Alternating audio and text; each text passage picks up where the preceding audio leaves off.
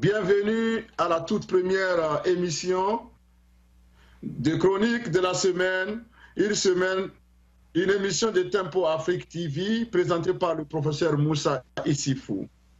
À partir donc de ce soir, chaque jeudi à 19 h, heure de New York, et à 23 h, temps universel, suivez-nous sur Tempo Afrique TV en allant sur www.tempoafriquetv.com ou appelez-nous sur le 612 804 02 95 et vous allez nous suivre en direct et appeler pour nous apporter, nous donner vos contributions. La chronique du professeur Moussa Issifou vise à vous proposer des commentaires et analyses sur les événements politiques ayant marqué l'Afrique chaque semaine. C'est votre télévision et je compte donc sur vous afin, n'est-ce pas, de nous apporter vos contributions pour faire de cette émission l'une des émissions les plus populaires, n'est-ce pas, de la planète. Je vous remercie. Alors, sans plus tarder, aujourd'hui nous avons retenu trois sujets. Nous allons d'abord parler du sommet Chine-Afrique, le sommet qui a eu lieu en début du mois de septembre passé à Pékin, entre les chefs d'État africains et le gouvernement chinois. Nous allons essayer de décortiquer ce sommet-là, ce qui s'est passé et les enjeux pour l'Afrique. Comme vous le savez, nous avons dit que cette émission est mise à la disposition des Africains, par les Africains et pour les Africains, pour juste nous pencher sur les problèmes que mène l'Afrique. Parlant justement de ces problèmes-là, nous allons essayer de voir qu'est-ce que les Africains ont gagné en allant en Chine en début du mois de septembre. Le sommet Chine-Afrique a été intitulé « La Chine et l'Afrique, communauté de destin et de partenariat mutuellement profitables ». Alors, presque tous les chefs d'État d'Afrique et de gouvernements d'Afrique se sont déplacés en Chine, à Pékin plus précisément, pour pouvoir, n'est-ce pas, participer à ce sommet-là qui leur tenait beaucoup à cœur. Ces présidents africains sont arrivés là-bas dans le but, n'est-ce pas, de convaincre le gouvernement chinois, n'est-ce pas, à poursuivre la coopération avec eux. Mais la question est de savoir à qui profite donc cette course vers la Chine. Est-ce le peuple africain? Est-ce les chefs d'État africains ou la Chine? La réponse est claire. Vu ce que la Chine fait déjà en Afrique, vu la propension de la Chine à exploiter jusqu'aux os tout ce que tous les peuples qu'elle rencontre, nous allons vous dire sans embâche, nous allons vous dire sans peur que ce sommet a consacré la livraison de l'Afrique à vil prix à la Chine.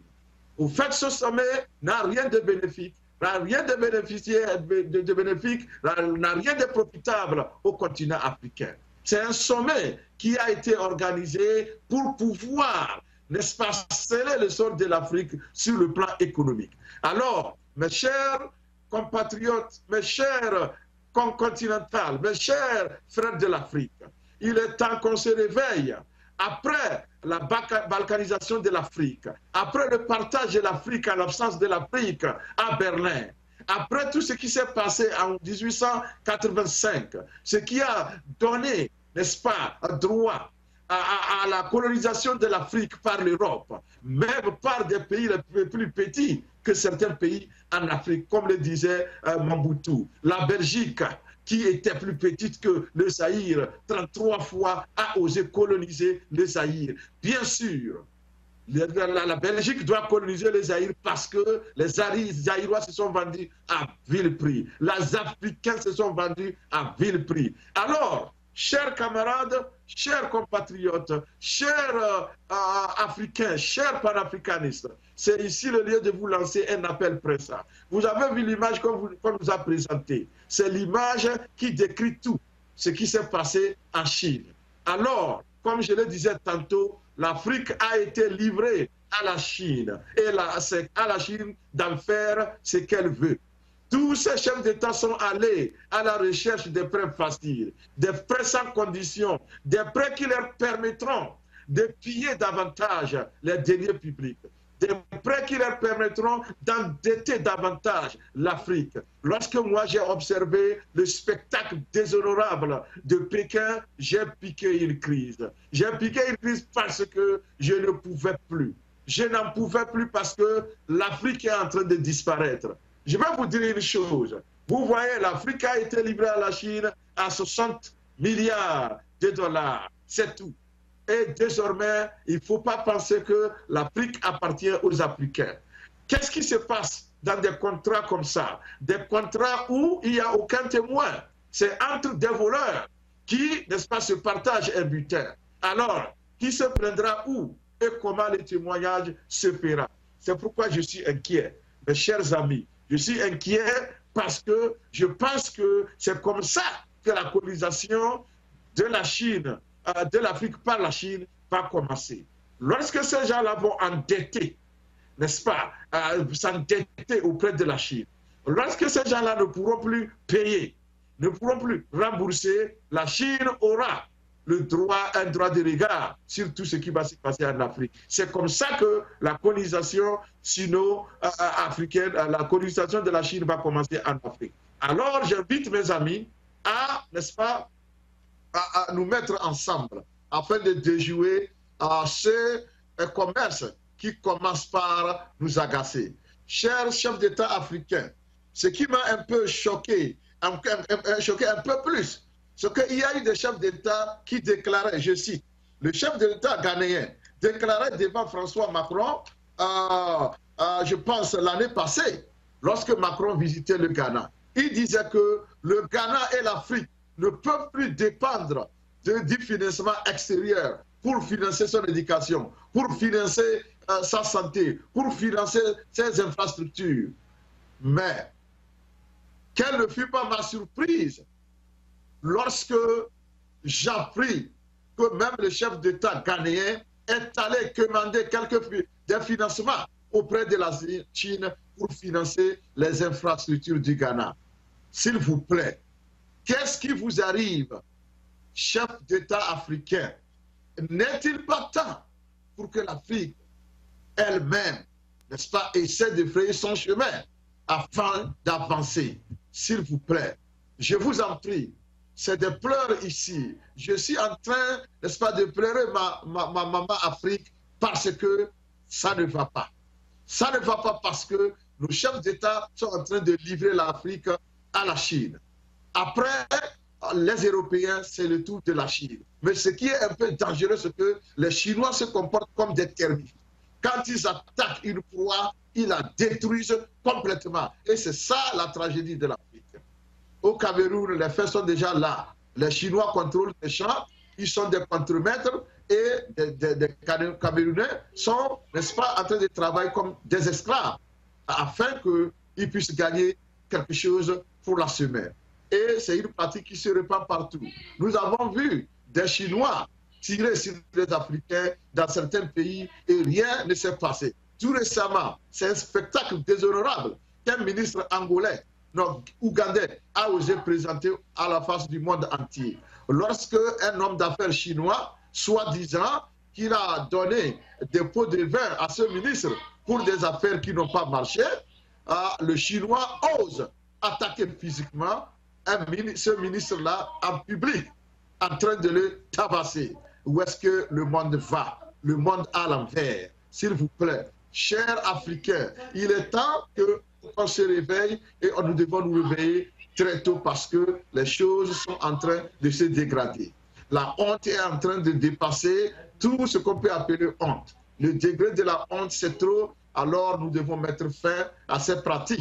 Nous devons tout faire pour que l'Afrique renaisse. Et l'Afrique doit renaître de l'effort de ses enfants. Nous sommes là et nous sommes fiers de faire tout pour que l'Afrique renaisse. Et nous allons le faire sans problème. C'est pourquoi je vous invite, à partir de ce soir, à cette émission, nous allons prendre notre temps. nous allons vous inviter à suivre avec nous le cheminement de la nouvelle libération de l'Afrique. Nous allons le faire sans problème si vous apportez votre soutien nécessaire dont nous avons besoin.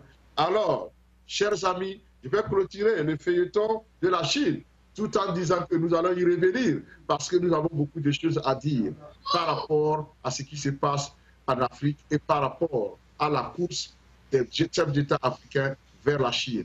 C'est la honte et nous allons tout faire pour laver cette honte-là. Je vous remercie sur le dossier chinois.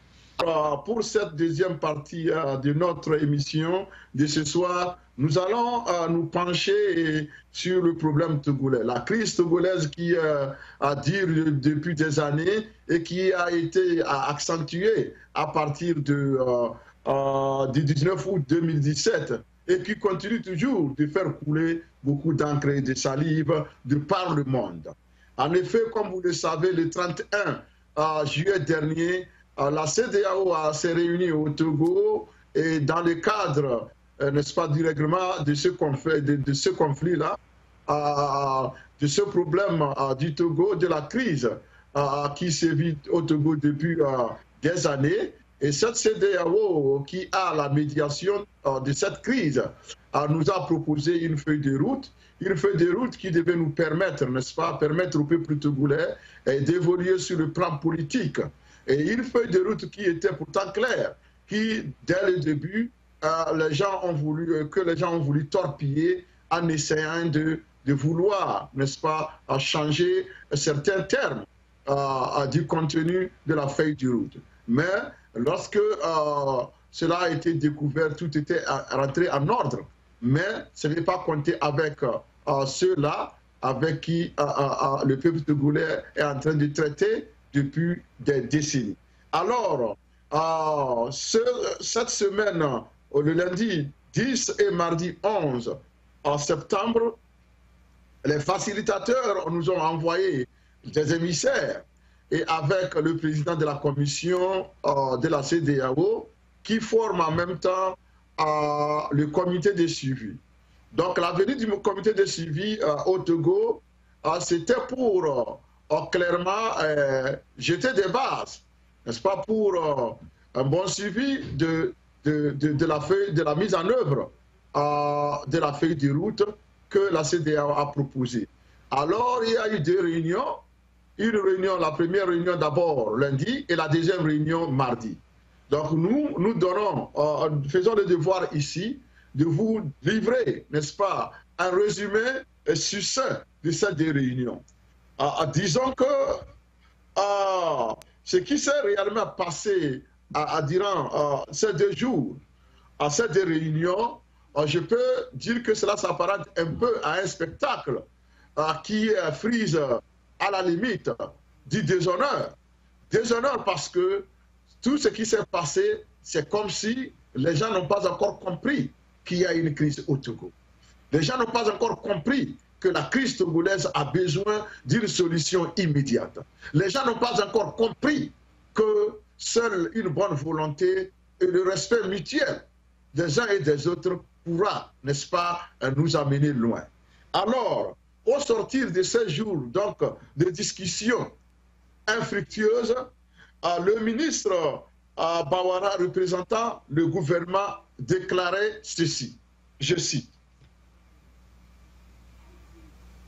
« Les initiatives seront prises pour qu'un débat démocratique ait lieu à l'Assemblée nationale afin que les réformes préconisées dans la feuille de route soient faites, n'est-ce pas, et puissent être réalisées dans les délais requis.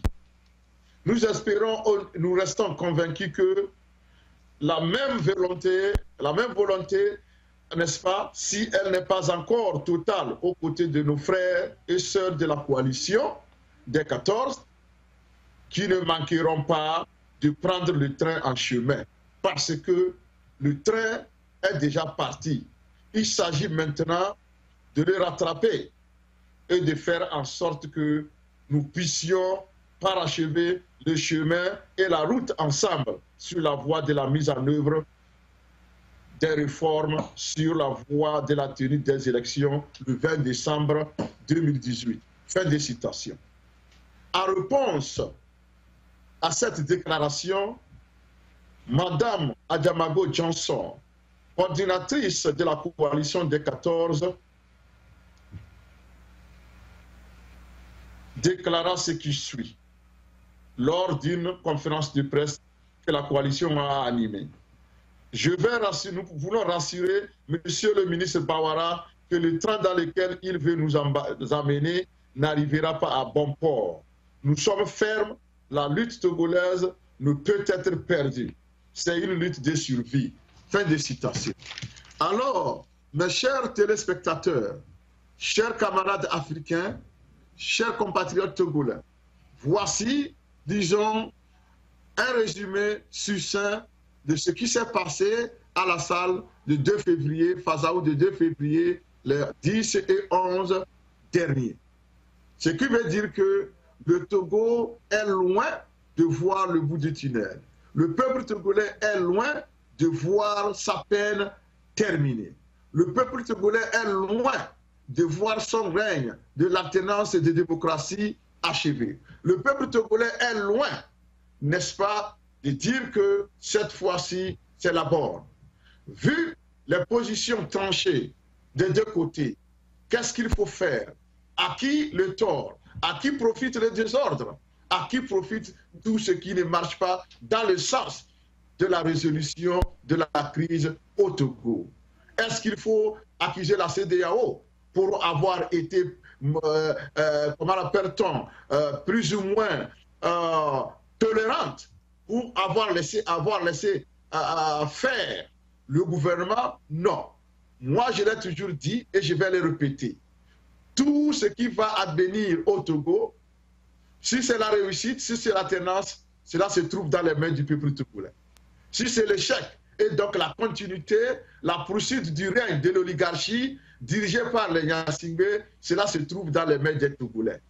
Alors, peuple togolais, si après tout ce qui s'est passé, après ces longues journées de marche, après ces bastonnades, après ces massacres, après ces assassinats, après ces emprisonnements, si après tout ça là, Faure Gnassingbé et son oligarchie arrivent à se maintenir au pouvoir, nous n'allons pas nous plaindre à qui que ce soit, ni à l'ONU, ni à la CEDEAO, ni à l'UIA. Nous allons nous plaindre à nous-mêmes. Nous devons nous plaindre à nous-mêmes parce que aucun peuple ne sera libéré par un autre peuple. Ça, dans l'histoire du monde, cela ne s'est jamais passé. Le Togo sera libéré par les Togolais. Quel que soit le cas, la libération du Togo incombe aux Togolais. La CEDEAO n'a fait que ce qu'elle a pu. Comme on le dit souvent, la plus belle femme du monde ne pourra donner que ce qu'elle a. Et donc la CEDEAO a pu faire ce qu'elle a pu faire. Maintenant, c'est aux Togolais de continuer et de conclure la lutte. Je voudrais tout simplement rappeler à ce monsieur Faure Gnassingbé et à son oligarchie que ce qu'ils sont en train de faire n'est pas sérieux. Ce qu'ils sont en train de faire est un jeu dangereux. Je ne comprends pas pourquoi ils ne comprennent pas que le pouvoir d'État, ça se partage. Le pouvoir d'État, ce n'est pas une affaire de famille. Ce n'est pas une affaire de clique. Ce n'est pas une affaire de petits groupes, d'un petit groupe, comme lui-même il a déclaré, qui s'accapare des richesses du pays. C'est une affaire nationale. C'est une affaire où tous les fils et toutes les filles de la nation doivent avoir un droit de regard. C'est une affaire qui nous incombe à tous et qui nous interpelle tous. Alors, je vais seulement faire un petit commentaire et une analyse de la désinvolture avec laquelle M. Gilbert Bawara s'est adressé à ses compatriotes de l'opposition. Le train est déjà parti, quitte à vous de le prendre en marche. S'il vous plaît, vous parlez de quel train? Le train du peuple togolais ou bien le train de l'oligarchie de Gnassingbé? M. Gilbert Bawara, est-ce que vous, sincèrement, ce que vous êtes en train de faire, c'est de la comédie ou bien vous êtes sincère dans tout ce que vous êtes en train de faire? vos propos désobligeants, vos propos qui frisent l'insolence. Est-ce que c'est comme ça qu'on traite les autres frères de son pays? Est-ce que c'est comme ça qu'il faut traiter les autres? Alors je veux vous rappeler ceci. Les élections que vous voulez organiser le 20 décembre n'auront pas lieu. Elles n'auront pas lieu tout simplement parce que la CEDEAO ne va pas vous laisser faire. Et si jamais la CEDEAO tentait à vous laisser faire, le peuple togolais ne vous laissera pas faire. C'est pourquoi, peuple togolais, je m'adresse à toi. Cette tribune, je te la dédie, mon peuple. Je ferai tout ce que je pourrais faire pour te conscientiser, pour te sensibiliser, pour faire en sorte que tu puisses comprendre que seul toi pourras te libérer. Pour faire en sorte que tu puisses comprendre que nul ne viendra d'ailleurs pour te libérer. C'est à toi de prendre ton destin en main. Lorsque nous avons en face un petit groupe d'individus qui, n'est-ce pas, n'ont pas de soucis pour qui que ce soit. Ce petit groupe, on l'appelle l'oligarchie parce que ce groupe n'atteint même pas 1% de la population togolaise. Et pourtant, ils possèdent toutes les richesses du Togo. Ils ont mis la main sur toutes les richesses du Togo. Tu les retrouves à tous les niveaux de la vie politique du Togo, de la vie sociale du Togo. Ils sont partout, ils sont en train de piller sans foi, sans loi, sans foi ni loi. C'est des gens qui se foutent pas mal de tout le monde. Alors, M. Bawara se permet de dire, le train est déjà parti, c'est à vous de le rattraper et faire en sorte que nous puissions cheminer ensemble. Je vais dire à M. Bawara que le peuple togolais et son opposition ne prendront jamais un train qui n'ira nulle part. C'est un train qui est, n'est-ce pas, en manque de sens. Il n'y a pas de sens dans ce train. Ce train n'ira pas loin. Alors, vous allez essayer de réviser votre copie parce que je vais vous rappeler une chose. Pour tous ceux-là qui sont zélés, les plus zélés des zélés du régime de Gnassingbé, je vous rappelle une chose.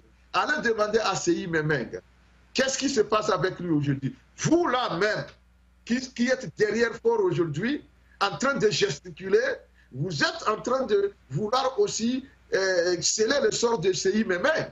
Pourtant, il n'y a pas quelques années de cela, Seyi Memeng aussi disait la même chose que vous aujourd'hui. J'ai appris que Seyi Memeng a même une fois dit qu'il devait fusiller un jeune à midi 13 sans que rien ne lui arrive. C'est-à-dire qu'il va commettre ce crime et il ne sera pas arrêté. Il a déclaré. Mais aujourd'hui, allez demander à Seyi Memeng, est-ce qu'il peut répéter ce qu'il avait dit? Il est en train de courir parce que vous êtes à sa recherche. Vous voulez l'assassiner parce que vous l'accusez, n'est-ce pas, d'avoir pris fait et cause pour le changement. Monsieur Bawara, en tout cas, je vous rappelle que trop de zèle tue les ailes. Trop de zèle tue les ailes. Et je pense que si vous ne vous ressaisissez pas, vous êtes en train de tout faire pour vous maintenir au pouvoir. Aujourd'hui, le monde entier sait que, tout le peuple togolais sait que vous êtes un personnage le plus dangereux du Togo.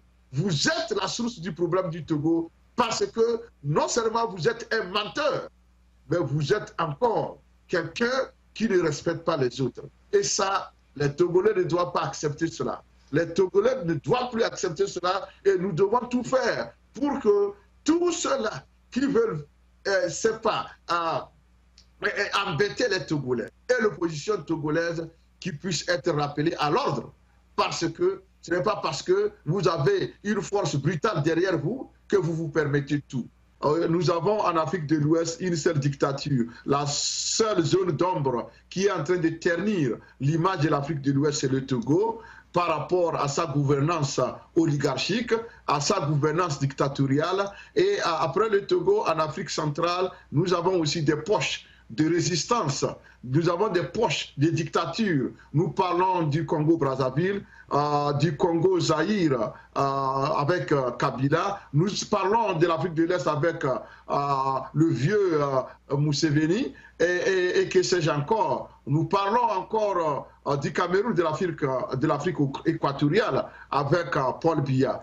Nous disons que nous faisons le devoir. Nous nous donnons pour tâche principale à la sensibilisation, la conscientisation des peuples concernés, la conscientisation des peuples africains, afin que nous puissions finalement pousser hors d'état de nuire toutes ces dictatures qui sont encore en train, n'est-ce pas, de soupirer. Nous allons faire en sorte que, après le Togo, nous allons nous attaquer au Congo, aux deux Congos et au Cameroun. Nous allons faire en sorte que tous les Africains puissent faire, n'est-ce pas, de la chute de ces régimes leur lutte principale. Nous irons vers le monde entier. Nous irons vers le peuple africain pour leur demander de faire en sorte que tout le monde se lève pour chasser ces dictateurs qui n'honorent pas l'Afrique.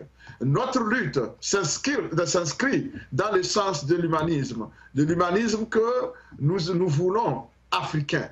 Parce que l'Afrique, c'est un continent humaniste, c'est un continent humaniste. L'Afrique, c'est un continent qui s'est partagé. L'Afrique, c'est un continent qui sait faire les choses comme il faut. C'est ce qui fait que l'Afrique doit être un continent finalement respecté, parce que l'Afrique respecte la dignité humaine. Mais nous avons eu des dirigeants qui n'ont aucun sens de dignité humaine, aucun sens du respect d'autrui. Alors je parlais tantôt d'un ministre togolais en la personne de Gilbert Bawara lorsque nous avons été coupés, nous avons eu un problème technique. Je disais donc que ce ministre demandait à ses pairs ou bien à ses frères de l'opposition, frères et sœurs de l'opposition, de prendre le train en marche. Alors pour ceux qui ne le savent pas, je veux vous dire que quand en parlant du train, il parle du travail de la CENI.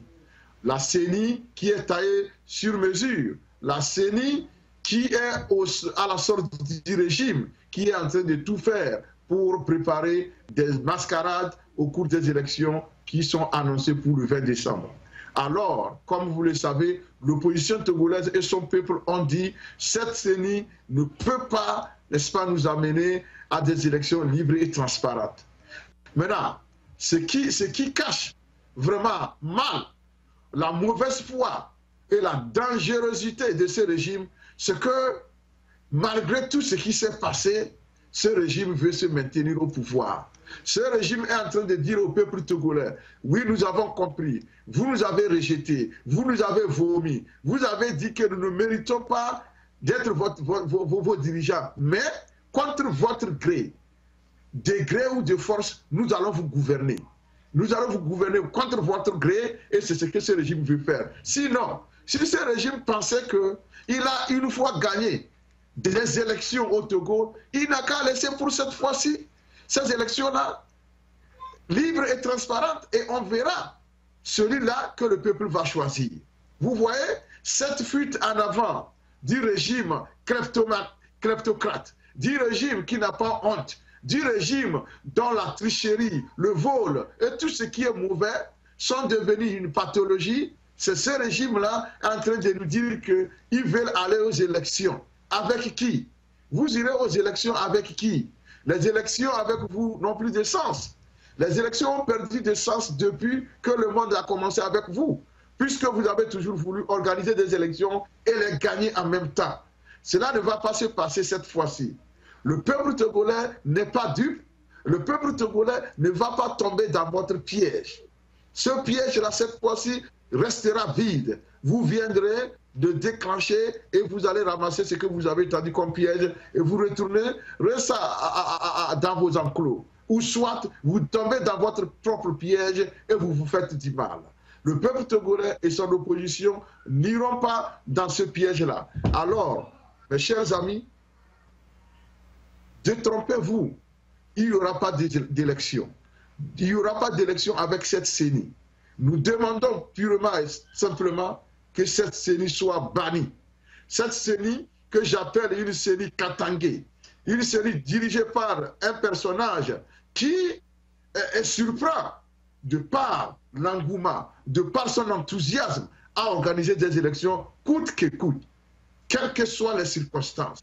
Une CENI qui se comporte comme un cavalier dont le cheval est devenu fou et qui continue, n'est-ce pas, à vouloir, aller avec ce cheval-là. Et nous n'allons pas nous associer à cela. Le peuple togolais a bien appris sa leçon Et cette fois-ci, je pense que le RPT uni et tous ceux-là qui soutiennent ce régime-là ont tiré par terre. Ils ne pourront plus, n'est-ce pas, nous avoir. Ils ne pourront plus avoir le peuple togolais. C'est d'ailleurs le lieu de demander au peuple togolais.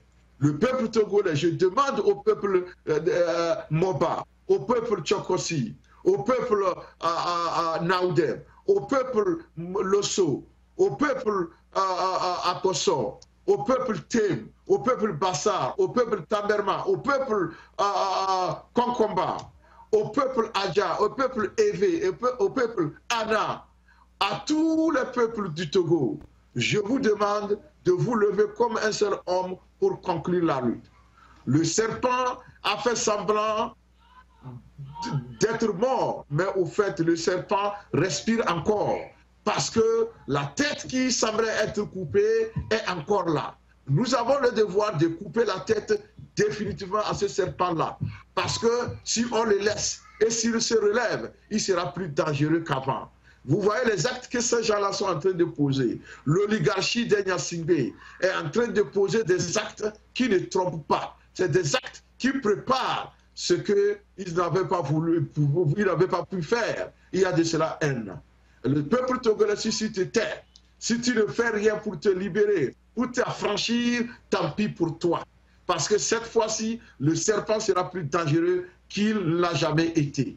Vous regardez ce qui se passe. Nous avons été informés qu'une dame qui est députée dans ce lot-là a osé dire aux journalistes que l'opposition togolaise doit cesser de tromper le peuple parce que nous, je cite, nous sommes là pour longtemps. Vous êtes là pour longtemps, madame. Vous serez surpris par les événements. Je vous assure, vous serez surpris par les événements parce que la colère d'un peuple, c'est comme l'ouragan. Quand un peuple décide, tout sur son passage sera détruit.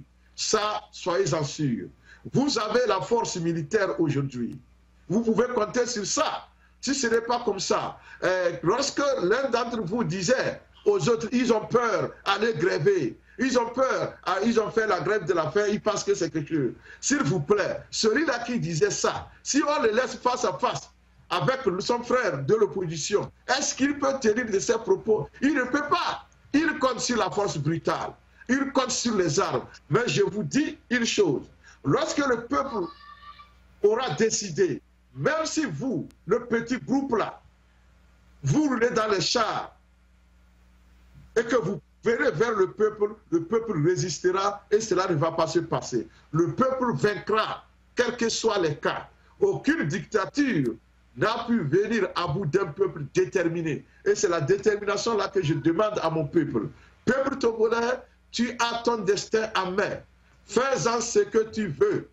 Personne ne viendra d'ailleurs te libérer. C'est pourquoi, lorsque l'opposition va t'appeler prochainement à sortir massivement, pour faire en sorte que nous puissions conclure cette lutte, il ne faut pas te faire compter. Il faut être au rendez-vous. Il ne faut pas rester à la maison. Il faut tout faire pour être au rendez-vous. Il faut pouvoir dire à ton fils que j'y étais, j'y ai participé et j'y ai vaincu. Il faut que toi aussi tu puisses le dire. Ne sois pas celui-là qui va dire le jour-là, je n'étais pas là, je ne sais pas ce qui s'est passé. Il faut être là. Il faut être témoin oculaire. Il faut être témoin oculaire et homme d'action pour que ce régime-là s'en aille. C'est une honte pour nous. Le régime d'Enyasingbe, c'est une honte pour le peuple togolais d'abord, une honte pour la sous-région de la CEDEAO, une honte pour le continent africain, une honte pour le monde entier. Parce que, regardez ce qui se passe.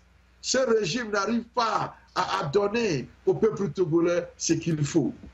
Ce régime a échoué sur toute la ligne. La corruption est galopante, la corruption est grandissante. Et tout cela se passe sans que personne n'ose agir, sans que personne n'ose faire quoi que ce soit. C'est pourquoi nous disons que nous avons le devoir, en tant que citoyens togolais, nous avons le devoir en tant que personne humaine, nous avons le devoir en tant que Togolais, en tant qu'Africains, en tant que citoyens du monde, de faire en sorte que ce régime ne puisse pas exister un seul jour.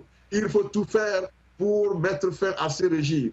Nous n'avons pas d'armes, nous n'avons rien, mais par notre stratégie acide ballon, nous y est, la stratégie non violente, nous parviendra à vaincre ce régime.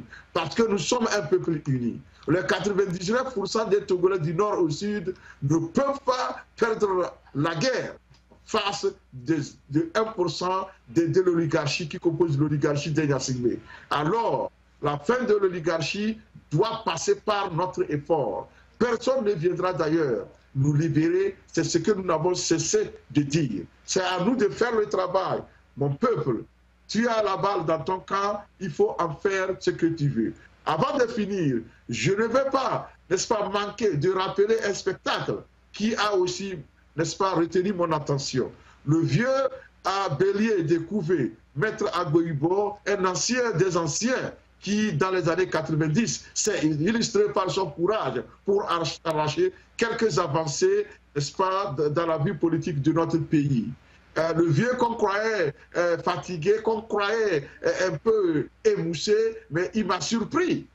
Le mardi 11 septembre, lorsque, à la sortie de la salle du 2 février, lors d'une interview, il a dit que ce qui s'est passé est révoltant. Et ce qui s'est passé est révoltant. C'est-à-dire que si le vieux que les gens traitaient de modéré, n'est-ce pas, sort avec ce degré de déception, qu'est-ce que nous, les jeunes, nous allons dire? Je vous ai dit toujours que le parti RPT Unir, le régime RPT Unir, c'est un régime radical. On ne peut pas venir à bout de ce régime si on n'est pas radical. C'est un régime extrémiste qui veut tout ou rien. Et nous ne pouvons pas rester là en train de vouloir négocier avec ce régime. La rue est notre force. Et c'est pourquoi le peuple togolais ne doit pas badiner avec la rue. C'est pourquoi il faut s'apprêter. Il faut réenvahir les rues. Il faut faire en sorte que le Togo puisse rapidement retrouver la démocratie. Il faut que le Togo puisse retrouver la démocratie et on ne peut pas y parvenir si certaines villes du Togo restent chez elles. Et la population de certaines villes reste chez elles alors que d'autres sont en ébullition. C'est ici le lieu de rappeler qu'il faut nécessairement faire en sorte que de Dapao, de Saint-Cassi à Lomé et à Néon, que ça puisse bouger. J'invite mes camarades de la diaspora, je vous invite à prendre rapidement attache avec vos localités d'origine au Togo pour rentrer dans la danse. Il faut faire en sorte que vous puissiez sensibiliser les frères et sœurs de ces localités-là, vous puissiez les amener à comprendre que désormais la lutte doit se généraliser, que désormais seule notre détermination nous sauvera. Nul ne viendra d'ailleurs nous libérer, c'est pourquoi nous ne cessons d'insister.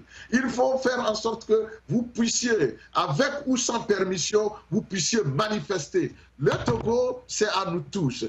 Personne n'a le droit de vous interdire de circuler, de vous interdire de manifester. C'est un droit qui n'est pas négociable. C'est un droit qui n'est pas négociable. Il faut affirmer ce droit-là, il faut l'exercer avec force. Parce que c'est ce qui la République a prévu. Le Togo a le choix de choisir, le gouvernement du moins, l'oligarchie a le choix entre le chemin de la démocratie ou le chemin de la disparition. Parce que les oligarchies sont devenues des espèces rares. Comme des dinosaures, on n'en parlera plus d'ici peu. C'est pourquoi moi je demande à ceux gens-là qui vivotent, qui sont encore en train de se survolter autour du régime, je leur demande de se débrancher de ces prises-là où ils sont en train de commettre des bêtises. Ils n'ont qu'à se débrancher et aller se reposer et faire en sorte qu'ils puissent avoir le peuple togolais à l'esprit